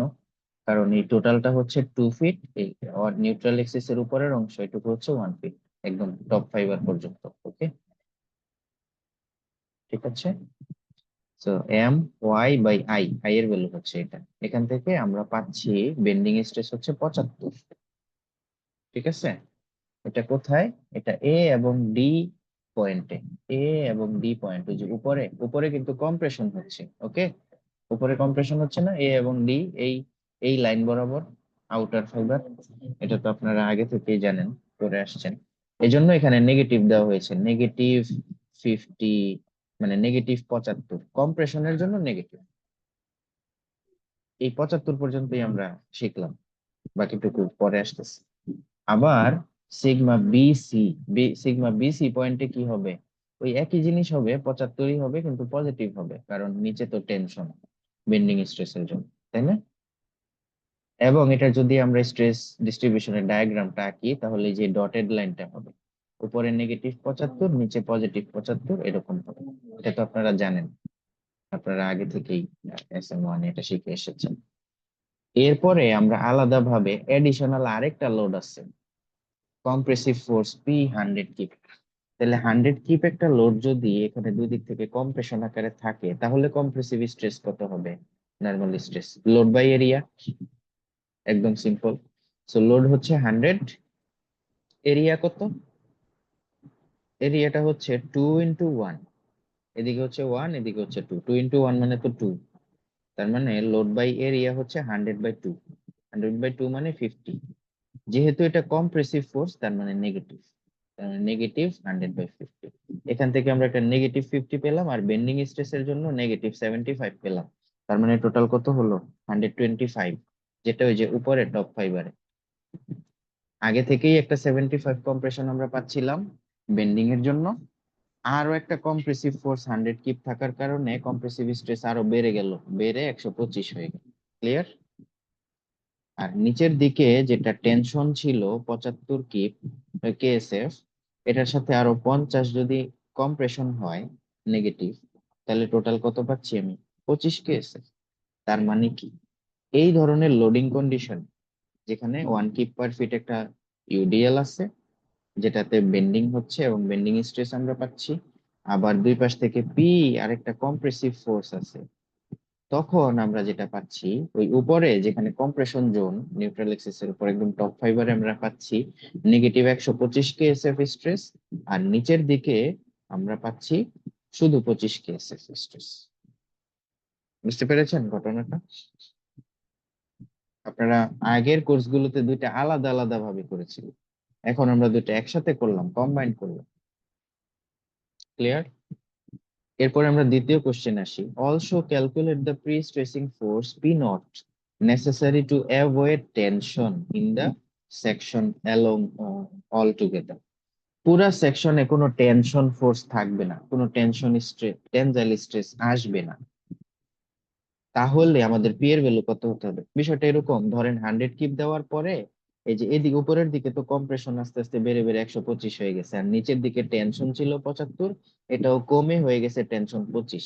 আমি যদি এই 100 কিপটাকে আরো বাড়াই তাহলে কি হবে? উপরের দিকে কম্প্রেসিভ স্ট্রেস আরো বেড়ে যাবে, আর নিচের দিকে এই টেনজাইল স্ট্রেসটা 25 থেকে আরো কমে এক সময় 0 হয়ে যাবে, এক সময় আরো কমে একদম নেগেটিভ হয়ে যাবে, মানে পুরোটাই কম্প্রেশন হয়ে যাবে। এই ধরনের ঘটনা ঘটবে, ঠিক আছে?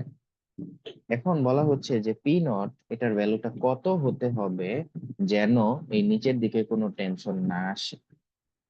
তাহলে এটা আমরা কি করব? শুধু এই ইকুয়েশনটা সলভ করে দিচ্ছি। এই ইকুয়েশনে পি নটটা আননোন রাখবো। P naught divided by 2 area, load by area, এটা নেগেটিভ কম্প্রেশন, ওকে, প্লাস 75 হচ্ছে তার বেন্ডিং স্ট্রেস। এখান থেকে আমরা পি নটের ভ্যালুটা কত পাচ্ছি? সলভ করলে পি নটের ভ্যালু পাচ্ছি ও আচ্ছা, এখানে বলা হচ্ছে নো টেনশন। নো টেনশন মানে হচ্ছে এখানে 0 পাবো, ঠিক আছে? স্ট্রেসের ভ্যালু হচ্ছে 0, ওকে। এই যে স্ট্রেসের ভ্যালুটা 0, টেনজাইল স্ট্রেস নাই, ওকে, নাই মানে 0। এখান থেকে আমরা পি নটের ভ্যালু পাচ্ছি 150 কিপস। এর মানে হচ্ছে এখানে যদি 150 কিপ লোড কম্প্রেশন দেওয়া হয় এবং 1 কিপ পার ফিট বেন্ডিং এর জন্য মানে লোড অ্যাপ্লাই করা হয় ইউডিএল, তাহলে এই নিচে আমরা পাবো 0 কেএসএফ পাবো স্ট্রেস, আর উপরে কত পাবো? উপরে পাবো 150, ঠিক আছে? ক্লিয়ার? এটা একটা কম্বাইন্ড স্ট্রেস কন্ডিশন, এবং এই জিনিসটাকেই কাজে লাগিয়ে আমাদের ব্রিজ বানানো হয়। আপনারা ওই যে প্রি স্ট্রেস কনক্রিট ব্রিজের কখনো কাজ করছেন কেউ? কারো এক্সপিরিয়েন্স আছে? ব্রিজের কাজ করেন না কেউ? Pre stress concrete bridge, pre stress concrete ব্রিজের ক্ষেত্রে এই জিনিসটাই কাজে লাগানো হয়। আপনারা তো জানেন কনক্রিট খুব ভালো টেনশন নিতে পারে না, কম্প্রেশন অনেক ভালো নিতে পারে, তাই না? তো যেহেতু কনক্রিট টেনশন নিতে পারে না, এজন্য টেনশন জোনে ওই প্রি স্ট্রেসিং কর্ড দিয়ে কেবল দিয়ে কিছু পরিমাণ কম্প্রেশন অ্যাপ্লাই করে ফেলা হয় এই যে দুই পাশ থেকে। তখন এই ধরনের সিচুয়েশন হয়, পুরা সেকশনটাতেই কম্প্রেশন থাকে, কোথাও টেনশন থাকে না। আর যেহেতু পুরা সেকশনে কম্প্রেশন, আর কনক্রিট যেহেতু কম্প্রেশন খুব ভালো নিতে পারে, তার মানে কোনো অসুবিধা নেই। তবে এই ক্ষেত্রে আমরা দেখতে পাচ্ছি কম্প্রেশন জোনে বেন্ডিং স্ট্রেসের জন্য যে কম্প্রেশন জোন, এখানে কিন্তু অনেক বেশি কম্প্রেশন চলে আসতেছে, তার মানে আমাকে হাই স্ট্রেংথ কনক্রিট ব্যবহার করতে হবে, বা ইউএইচপিসি, আলট্রা হাই পারফরম্যান্স কনক্রিট এরকম, বা হাই পারফরম্যান্স কনক্রিট, মানে 7000 পিএসআই, 8000, 9000, 10000 পিএসআই কনক্রিট এরকম ব্যবহার করতে হবে, ওকে। স্যার আপনি যাই হোক, যেটা বলছেন সেগুলো গার্ডার গুলোতে তো টেনসাইল লোড আছে, তো সেক্ষেত্রে কি এবার পিচ টেস্ট করলে এই কম্প্রেসিভ লোডেই টেনসাইল লোডের বিষয়টা কভার করে? আপনার প্রশ্নটা ক্লিয়ার আমি শুনতে পাইনি, আপনাদের মধ্যে কি কেউ শুনতে পেয়েছেন? আবার বলুন। স্যার আমি বলতেছিলাম, আপনি যে প্রিস্ট্রেসড কনক্রিটের বিষয়টা বললেন ব্রিজের গার্ডারের বিষয়ে, হ্যাঁ, তো সেটা আমরা গার্ডারে তো টেনসাইল লোড আসে, তো আপনি যেটা বললেন যে টেন্ডেন ওয়্যার ইউজ করি আমরা, তো সেক্ষেত্রে সেটা হচ্ছে কম্প্রেসিভ লোডের রূপান্তরিত হয়ে যায়, তো সেক্ষেত্রে টেনসাইল হ্যাঁ, লোডের কি প্রয়োজন পড়ে না স্যার? না টেনশন তো আসছে। এই যে বেন্ডিং এর জন্য তো আমরা একটা টেনশন পাচ্ছি, ব্রিজের উপর দিয়ে যখন গাড়ি চলবে তখন তো একটা বেন্ডিং হবে, তাই না? ওই বেন্ডিং এর জন্য যে স্ট্রেস আসতেছে সেটা তো আমরা পাচ্ছি, এই যে 75 টেনশন পাচ্ছি। কিন্তু আমি ওই যে দুই পাশ থেকে আগে থেকেই যে কম্প্রেশন দিয়ে রাখছি পি ফোর্স, ওইটার জন্য তো এই টেনশনটা 75 থেকে কমে 25 হয়ে গেল। এবং এক সময় আমি দেখলাম যে জিরো হয়ে গেল। যদি এখানে 100 কিপ লোড না দিয়ে 150 কিপ লোড দেই, তাহলে এখানে কোনো টেনশন থাকেই না, জিরো হয়ে যায়। বুঝতে পেরেছেন ঘটনা?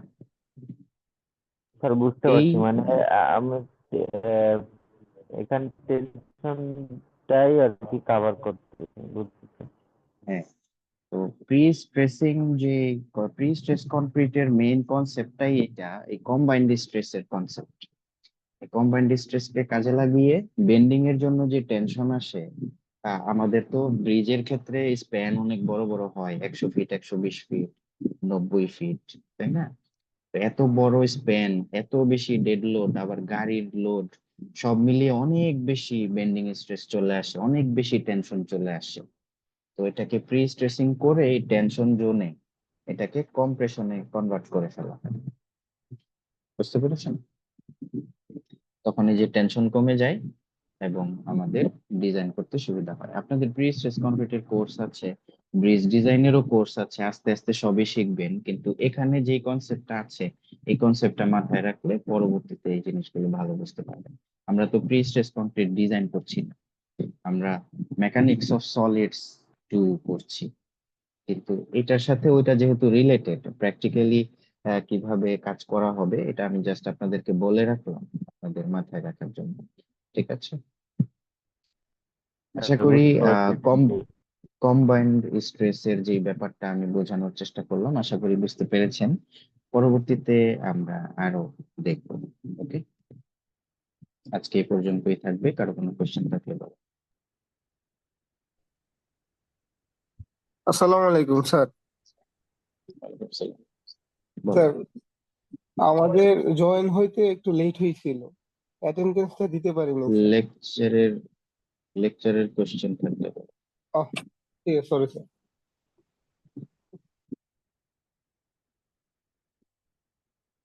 আমি আপনাদের ক্লাসের জন্য 10 মিনিট অপেক্ষা করেছিলাম। আপনারা অনেক বেশি লেট করছেন, নেক্সট ক্লাস থেকে লেট করবেন। ওকে, অ্যাটেন্ডেন্স লিংকটা আমি আবার দিচ্ছি। ধন্যবাদ স্যার। আর কারো কোনো কোশ্চেন আছে? আসসালামু আলাইকুম স্যার। স্যার একটা কথা বলার ছিল। বলেন। Hello sir. হ্যাঁ বলেন, লেকচার রিলেটেড কোনো কোশ্চেন? না স্যার। স্যার আহ, আমি স্যার গত ক্লাসে অ্যাটেন্ডেন্সটা স্যার দিতে পারি নাই স্যার, নেট প্রবলেমের কারণে। স্যার গ্রামের বাসায় ছিলাম তো স্যার, যদি কত ক্লাসের অ্যাটেন্ডেন্স দিতে পারেননি আমি কিভাবে জানবো যে জি স্যার। আপনি ক্লাসে অ্যাটেন্ড করেছেন?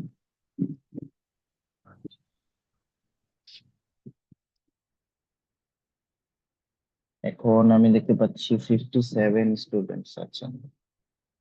তো অ্যাটেন্ডেন্স অনেক বেশি হয়ে যায়। আপনারা আহ, আপনাদের গ্রুপে কি শেয়ার করেন অ্যাটেন্ডেন্স লিংক? এবং যারা ক্লাসে আসে নাই তারাও অ্যাটেন্ডেন্স দেয়। তো এটা স্ট্রিক্টলি আমি হ্যান্ডেল করবো। যারা ক্লাসে আসে নাই তারা অ্যাটেন্ডেন্স দিবে কেন? পরবর্তীতে আমি আপনাদের ওই সবার অ্যাটেন্ডেন্স জিরো করে দেবো। যারা ক্লাস করছেন তারা অ্যাটেন্ডেন্স দিবেন, যারা ক্লাস করে নাই তারা কেন অ্যাটেন্ডেন্স দিবে? তো যারা ক্লাস করছেন তাদের মধ্য থেকেই তো কেউ না কেউ অ্যাটেন্ডেন্সটা লিংকটা আপনাদের হোয়াটসঅ্যাপ গ্রুপে পাস করছেন। এটা করবেন না। গত ক্লাসে কত তারিখ ছিল? 6 তারিখ। আপনার রোল কত? দীপক মন্ডল 9730। জি স্যার। ওকে, স্যার অ্যাটেন্ডেন্স দিতে পারতেছি না স্যার।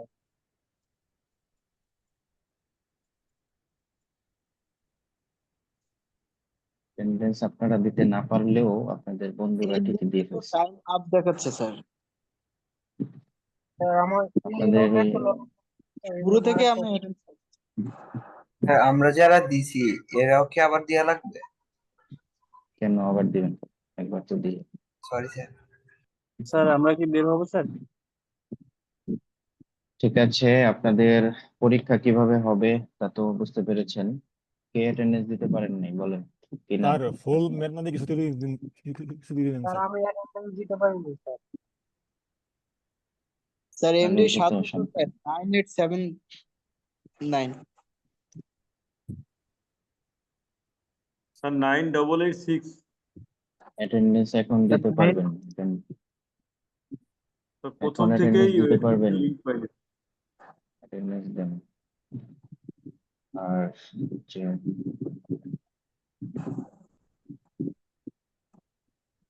মন্ডলের স্যার অ্যাটেন্ডেন্স আমি দিয়েছি। 9886। অ্যাটেন্ডেন্স এখন দেয়া যাবে? অ্যাটেন্ডেন্স দেন। ঠিক আছে, আজকে ক্লাসে পর্যন্তই। আল্লাহ হাফেজ। আর আপনাদের অ্যাসাইনমেন্টটা আমি অ্যাসাইন করে দিব, এটা অবশ্যই মিড টার্মের আগেই অ্যাসাইনমেন্টটা জমা দিতে হবে। ওকে, তাহলে মিড টার্মে পারা যাবে। Okay sir. ওকে, মন্ডলের রোল ছিল 9730।